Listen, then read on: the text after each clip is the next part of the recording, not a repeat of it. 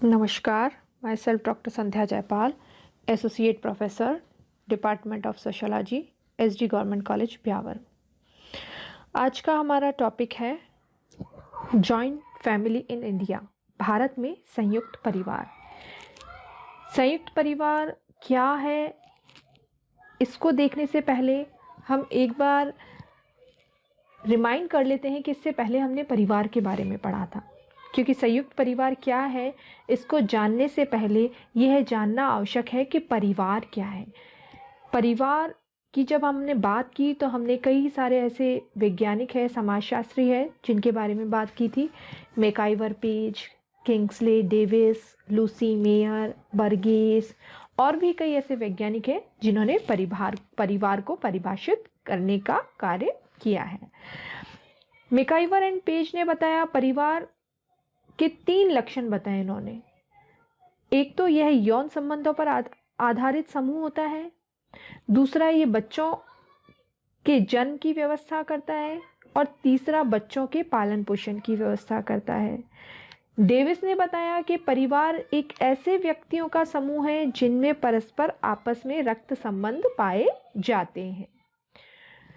हम ये कह सकते हैं कि परिवार ऐसे व्यक्तियों का समूह जो कि विवाह, रक्त और गोद लेने के संबंधों द्वारा संगठित होता है और इसमें एक छोटी सी गृहस्थी का निर्माण भी होता है जिसमें पति पत्नी, माता पिता, पुत्र पुत्री, भाई बहन आदि क्या करते हैं, अंतरक्रियाएं करते हैं और जो अपने सामाजिक अंतरक्रियाएं ये करते हैं उससे एक दूसरे को प्रभावित भी करते हैं।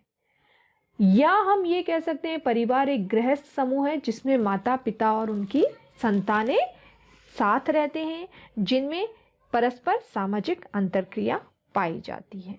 तो ये तो है परिवार जिसके हमने बारे में पहले देखा है।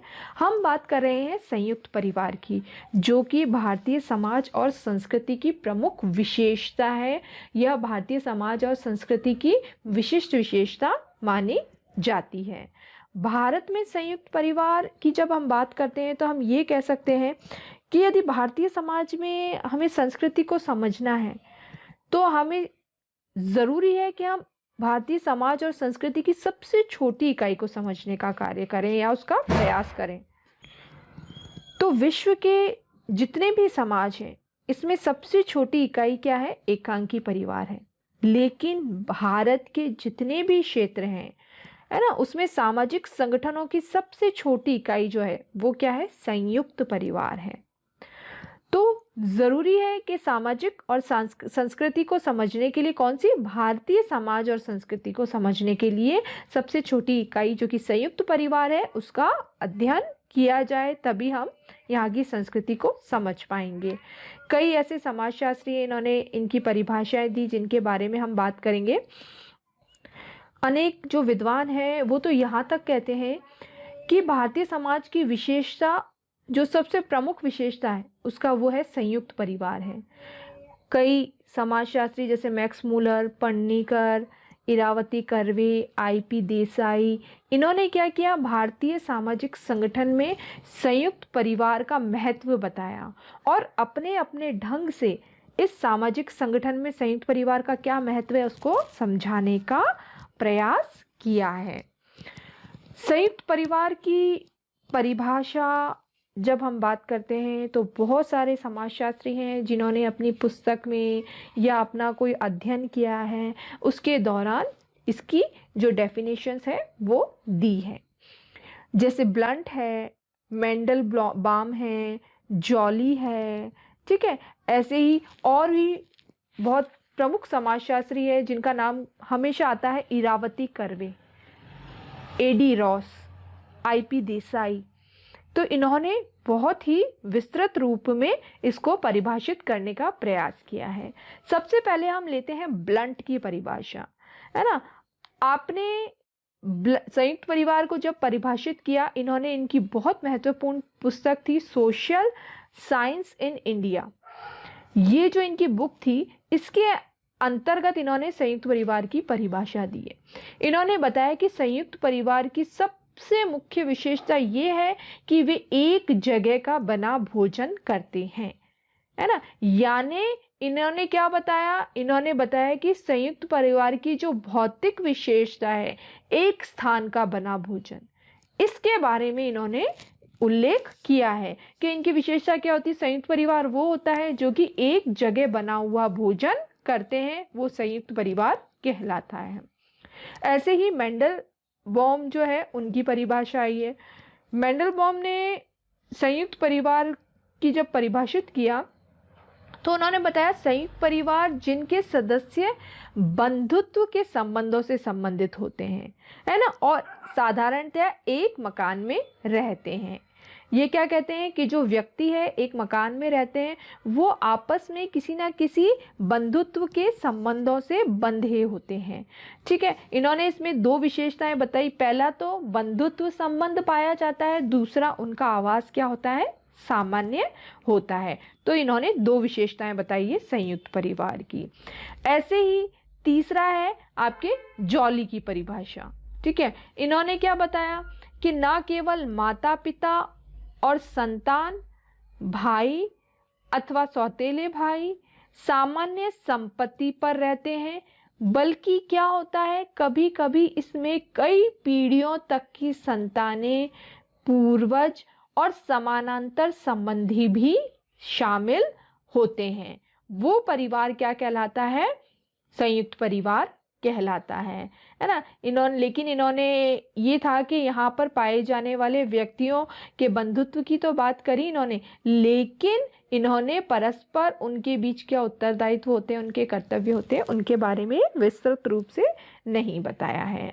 ऐसे ही Bulletin of the Christian Institute for the Study of Society, उनकी जो परिभाषा है, उन्होंने क्या बताया, उन्होंने बताया कि संयुक्त परिवार से तात्पर्य उस परिवार से होता है जिसमें कई पीढ़ियों के सदस्य एक दूसरे के प्रति पारस्परिक कर्तव्य परायणता में बंधे होते हैं, है ना। यानी क्या होता है, कई पीढ़ियों के व्यक्ति है एक साथ रह रहे हैं और एक दूसरे से कर्तव्य के बंधन में बंधे हुए होते हैं। पारस्परिक कर्तव्य परायणता, एक दूसरे के प्रति उनके जो कर्तव्य हैं उसके आधार पर वो एक दूसरे से जुड़े होते हैं, वो क्या कहलाता है, संयुक्त परिवार।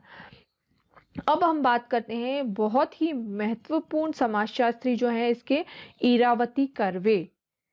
इरावती कर्वे की बहुत ही प्रमुख पुस्तक है किनशिप ऑर्गेनाइजेशन इन इंडिया।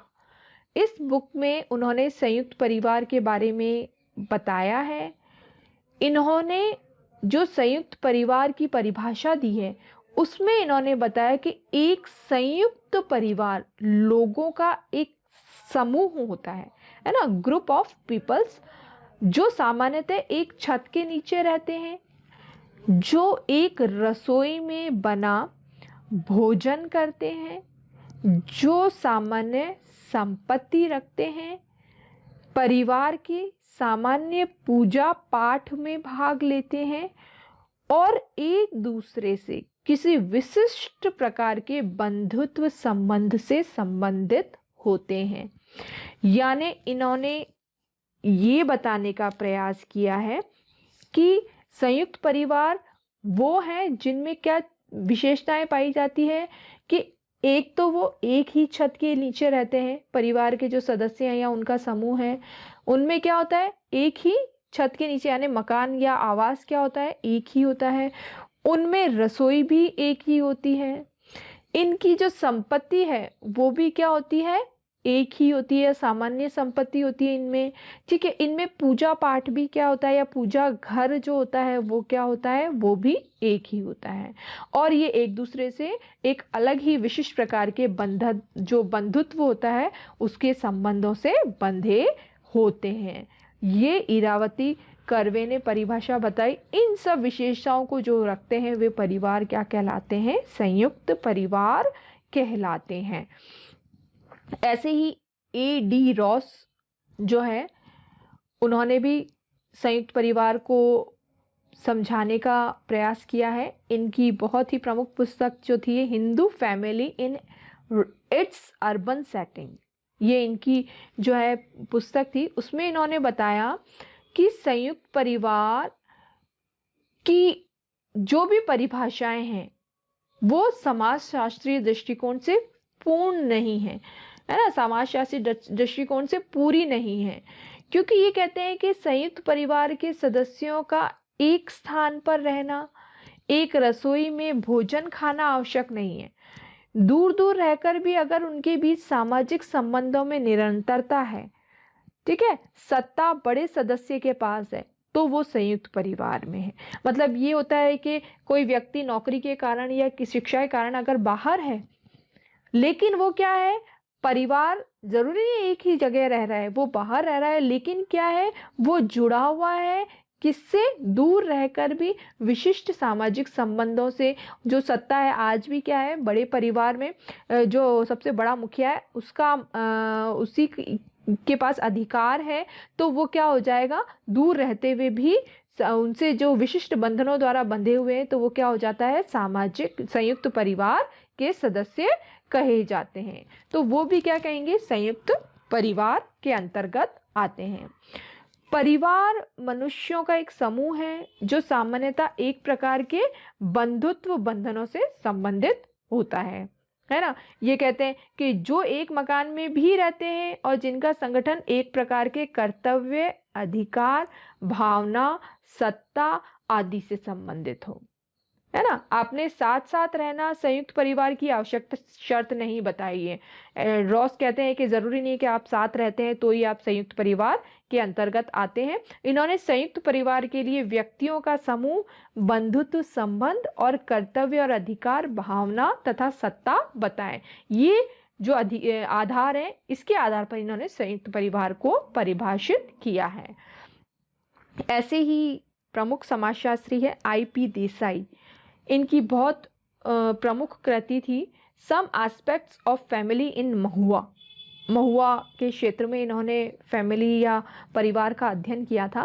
इसमें इन्होंने बताया था कि छोटे कुटुंब को नाभिक परिवार जैसा समझना चाहिए, है ना, जिसमें पति पत्नी और केवल उसके बच्चे हों। लेकिन बड़े कुटुंब को संयुक्त परिवार जैसा समझना चाहिए, जिसमें 3 या 3 पीढ़ी से अधिक व्यक्ति एक साथ रहते हैं। ये इन्होंने कहा कि छोटा कुटुंब क्या हुआ, जिसमें पति पत्नी और बच्चे रहते हैं, और बड़ा कुटुंब क्या हुआ, संयुक्त परिवार जिसे कहते हैं कि भाई जिसमें 2 या 3 पीढ़ी के व्यक्ति एक साथ रहते हैं, वो क्या है, संयुक्त परिवार है। तो जितनी भी परिभाषाएं हमने देखी, इस आधार पर हम ये कह सकते हैं कि संयुक्त परिवार से तात्पर्य क्या है, ऐसे परंपरागत संयुक्त परिवार से लगा सकते हैं जिसमें 3 या इससे अधिक पीढ़ियां होती है, जो एक छत के नीचे निवास करते हैं, जो एक चूल्हे का बना भोजन खाते हैं, जिनकी संपत्ति सामान्य होती है, जो परिवार के पूजा पाठ उत्सव आदि में सामूहिक रूप से भाग लेते हैं, जो परस्पर निश्चित बंधुत्व संबंधों से संबंधित होते हैं, और जिनका संगठन एक प्रकार के कर्तव्य, अधिकार और सत्ता की भावना से संबंध होता है। तो ये संयुक्त परिवार की परिभाषाएं हैं जो कि हमने आज देखी। धन्यवाद।